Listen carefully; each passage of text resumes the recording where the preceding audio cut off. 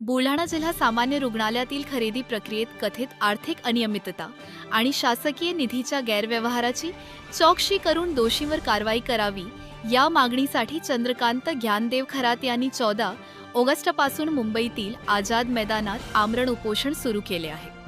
लाचलुचपत प्रतिबंधक विभागाने कलम 17 अंतर्गत शासन मंजुरी मागितल्याचा दावा करत प्रलंबित प्रस्तावावर तातडीने निर्णय घेऊन लेखी आदेश द्यावेत अशी मागणी खरात यांनी केली आहे। या उपोषणाला सिंदखेड राजा विधानसभा मतदारसंघाचे माजी आमदार डॉक्टर शशिकांत नरसिंगराव खेडेकर यांनी आझाद मैदानात प्रत्यक्ष भेट देत पाठिंबा दिला। माझं नाव चंद्रकांत खरात, सामाजिक कार्यकर्ता देऊळगाव राजा, जिल्हा बुलढाणा। मी जिल्हा सामान्य रुग्णालय बुलढाणा येथे झालेल्या प्रशासकीय अनियमिततेबाबत, भ्रष्टाचाराबाबत इथे आझाद मैदान इथे अमरशोपोषण बसलेलो आहे। या संदर्भात लाचलुचपत प्रतिबंधक विभाग यांनी भ्रष्टाचार प्रतिबंधक कायदा अधिनियम 1988 17ची जी मान्यता मागितली होती सार्वजनिक आरोग्य विभागाला, ती मान्यता आणखी 2 वर्ष झाल्यापासून मिळाली नाही।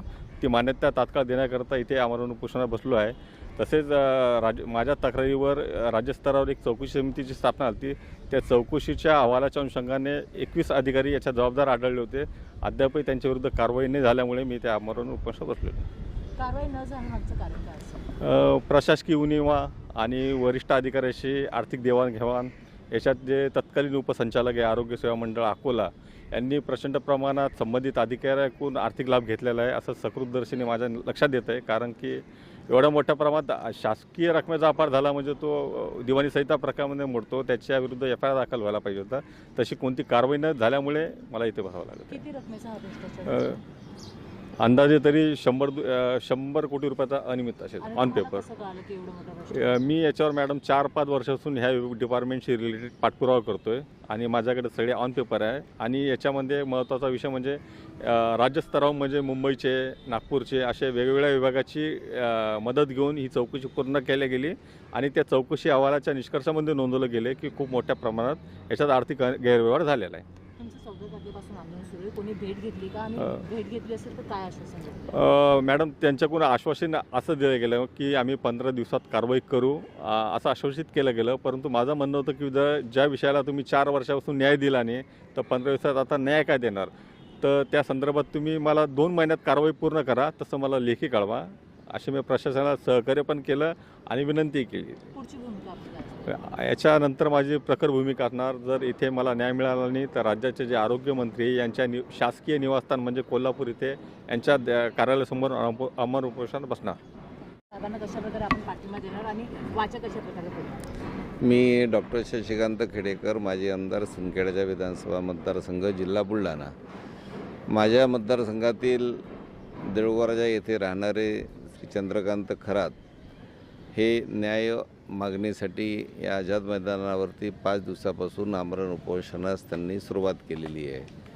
आणि जवळपास बुलढाणा जिल्हा सामान्य रुग्णालयामध्ये जो कथित भ्रष्टाचार झाला, जी अनियमितता झाली आणि करोडो रुपयाचा अपव्यवहार त्या ठिकाणी झाला, त्याविरुद्ध दोषी लोकांवरती कारवाई करून त्यांना योग्य ते सजा झाली पाहिजे।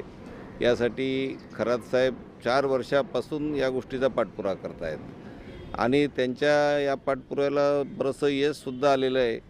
त्यांच्या या मागणीमुळे शासनाने एक समिती नेमली, त्या समितीने सर्व चौकशी त्या ठिकाणी केली आणि संपूर्ण अहवालसुद्धा शासनाला सादर केला, परंतु त्या दोषींवरती अजूनही कोणती कारवाई झाली नाही। म्हणून यांची ही रास्त मागणी आहे की अहवालामध्ये जे दोषी आढळले असतील त्यांच्यावरती योग्य ती कारवाई झाली पाहिजे, अशी त्यांची ती मागणी आहे। यासाठी त्यांनी आमरण उपोषण या ठिकाणी सुरू केले। आपण कशाप्रकारे पाठिंबा करणार आहात? आम्ही नेहमी त्यांच्या संपर्कात आहोत। मतदारसंघातल्या माझ्याच गावचे रहिवासी असल्यामुळं सतत संपर्कामध्ये आहेत। वेळोवेळी मी त्यांना यामध्ये सहकार्य केलेलं आहे, मार्गदर्शनसुद्धा केलेलं आहे आणि निश्चितपणे योग्य दिशेनं त्यांचा हे पाठिंबा किंवा त्यांचा हा जो पाठपुरावा आहे अत्यंत योग्य दिशेनं सुरू आहे।